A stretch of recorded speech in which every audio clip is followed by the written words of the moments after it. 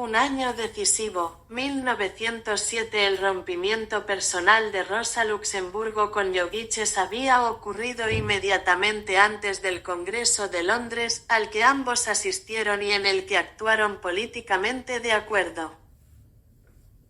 El que Rosa Luxemburgo no permitiese que ninguna de las graves presiones políticas y personales coartara su muy activa participación y su profundo análisis de la cuestión candente del día, la Revolución rusa quedó brillantemente en claro por sus 3 discursos pronunciados en el Congreso 15.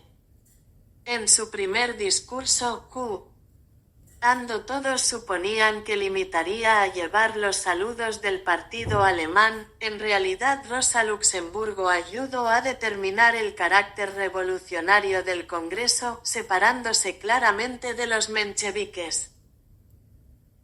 Es necesario reproducir aquí por lo menos el punto central de tal discurso, que aparece completo como apéndice. La socialdemocracia rusa es la primera a la que ha correspondido la tarea difícil pero honrosa de aplicar los principios de la enseñanza de Marx. No es un periodo de tranquilo curso parlamentario en la vida del Estado, sino en un tormentoso periodo revolucionario. La única experiencia que el socialismo científico había tenido previamente en la política práctica durante un periodo revolucionario fue la actividad del propio Marx durante la Revolución de 1848. Sin embargo, el curso mismo de la Revolución de 1848 no puede ser modelo de la actual Revolución de Rusia. De él solo podemos aprender cómo no actuar en una revolución.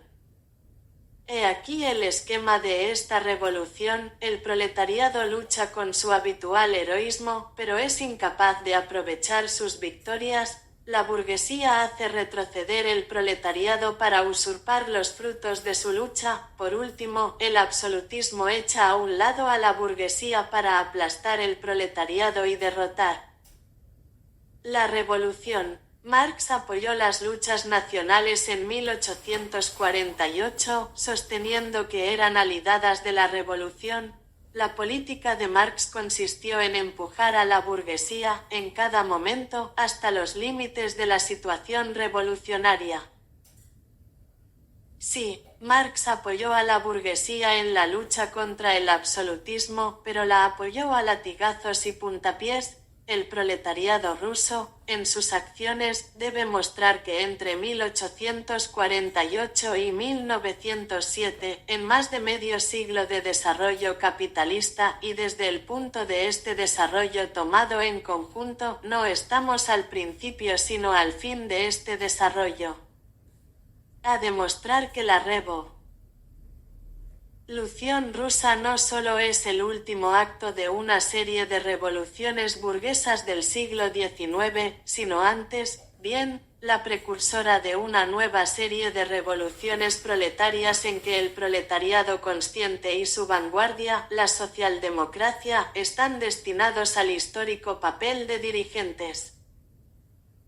Aplausos. Tan claramente expresó Rosa Luxemburgo la naturaleza de la clase de la revolución, que lo que surgió fue la relación no solo del proletariado con los campesinos, sino de la revolución rusa con la revolución internacional. Asimismo, podemos ver el germen de las revoluciones futuras dentro de la revolución actual, lo que había sido claro desde el principio mismo del Domingo Sangriento, cuando los soldados del zar dispararon contra la primera manifestación de masas, el 9 de enero de 1905, fue que Rosa Luxemburgo estaba desarrollando la cuestión de la revolución continua. Y 8 días después de aquella manifestación de masas, a la caída de Puerto Arturo ante los japoneses en la guerra ruso-japonesa, Lenin había escrito: si la autocracia se ha debilitado, los más escépticos de los escépticos están empezando a creer en la revolución. Y una creencia ya es el principio de la revolución. El proletariado ruso velará porque se sostenga y extienda este serio comienzo revolucionario. 16. Hay que subrayar esto, la revolución estaba en el aire. No solo Mering y Kautsky habían empleado la expresión «revolución permanente» en el año 1905, sino también el más derechista de los mencheviques, Martínov. Buena parte del discurso de Trotsky en el Congreso de 1907 estuvo dedicado precisamente a Martínov, contrastando la diferencia entre sus posiciones de 1905 y 1907. Lenin, desde luego, había subrayado seriamente el aspecto revolucionario de la revolución democrática que estaba pasando a la revolución socialista. Estamos por una revolución continua y no nos detendremos a medio camino. 14 de septiembre de 1905. 10 días después la extendió incluso a Europa. Haremos de la revolución rusa el prólogo a la Revolución Socialista Europea 17.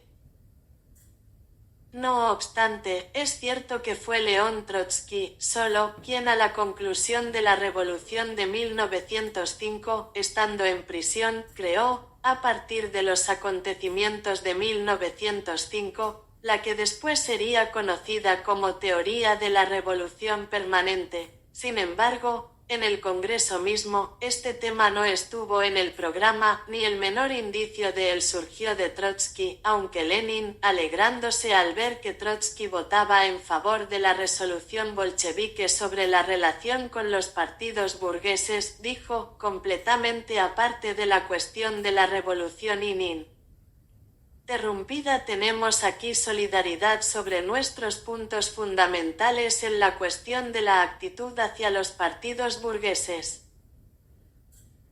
En retrospectiva, muy a la larga, Trotsky se refirió a la afinidad de la opinión de Rosa Luxemburgo con la suya propia sobre la cuestión de la revolución permanente. En mi vida, ante la cuestión de la llamada revolución permanente, Rosa adoptó la misma actitud que yo. En el Congreso había dicho Trotsky, puedo atestiguar con placer que el punto de vista de Rosa Luxemburgo desarrolló en nombre de la delegación polaca es muy afín al mío, que yo he defendido y continúo defendiendo.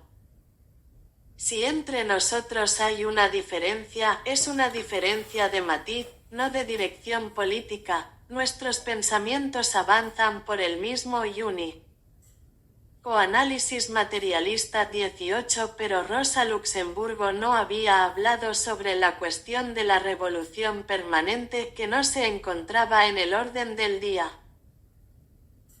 No hay duda de que, al hablar de la relación de los marxistas con los partidos burgueses, Rosa estaba desarrollando ideas de la dialéctica de la revolución y el papel del proletariado como vanguardia, pero es más probable que aquello en lo que Trotsky de pronto se descubrió una afinidad en el discurso de Rosa Luxemburgo como delegada polaca, fue al ver que se enfrentaba a los bolcheviques así como a los mencheviques.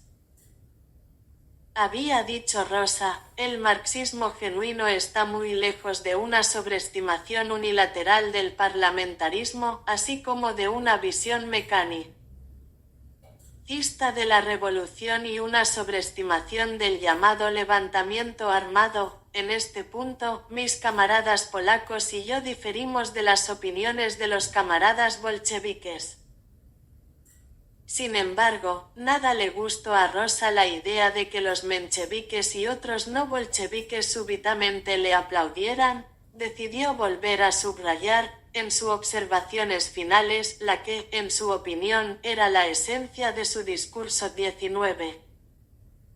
A decir verdad, el clamor de mis críticos solo porque traté seriamente de iluminar la relación del proletariado con la burguesía en nuestra revolución me parece extraño. Después de todo, no hay duda de que precisamente esta relación, precisamente el definir ante todo, la posición del proletariado en relación con su antípoda social, La burguesía constituye el núcleo de la disputa, es el eje crucial de la política proletaria en torno de la cual ha cristalizado la relación de todos los demás clases y grupos con la pequeña burguesía, con el campesinado, etc. Y en cuanto concluimos que la burguesía en nuestra revolución no está desempeñando ni puede desempeñar el papel de dirigente del movimiento proletariado, entonces, en su esencia misma, de ello sigue que su política es contrarrevolucionaria.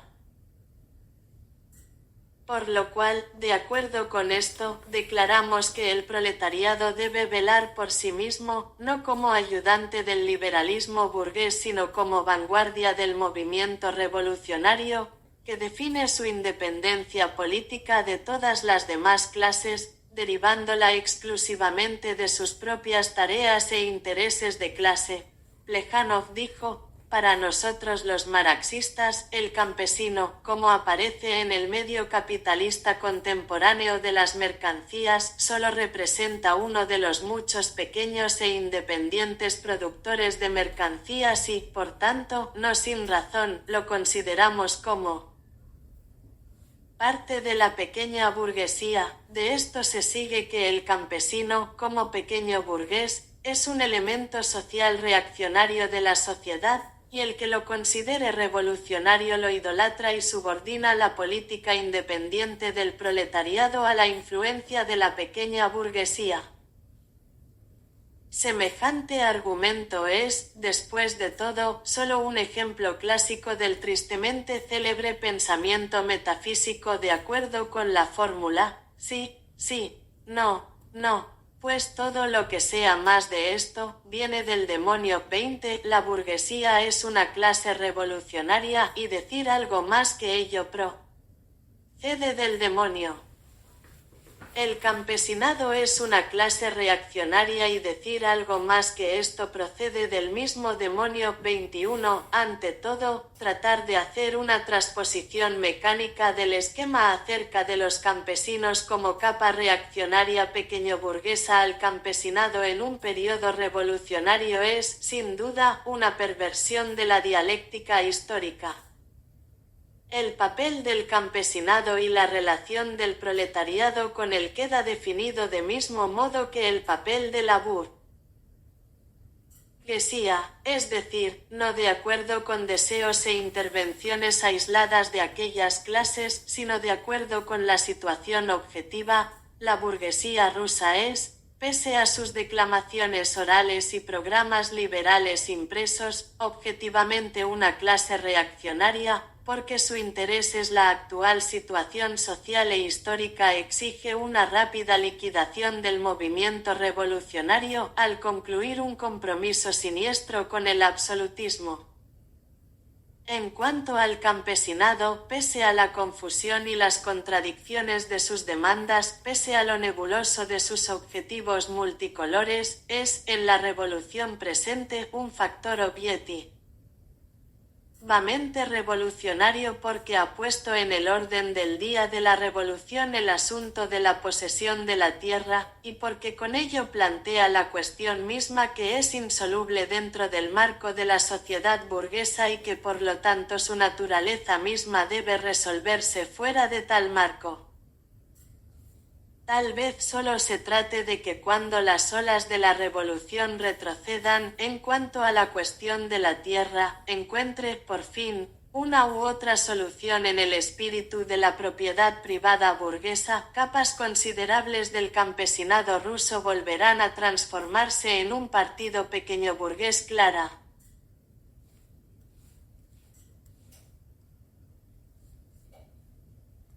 Mente reaccionario en forma de una unión campesina como el Bauernbund de Baviera. Pero mientras la revolución siga en marcha, mientras la cuestión agraria no se resuelva, el campesinado no solo es una roca política contra el absolutismo, sino también una esfinge social, y por ello constituye un segmento independiente para la revolución, a la que da, junto con el movimiento del proletariado urbano, esa vasta expansión que se relaciona con un movimiento nacional espontáneo.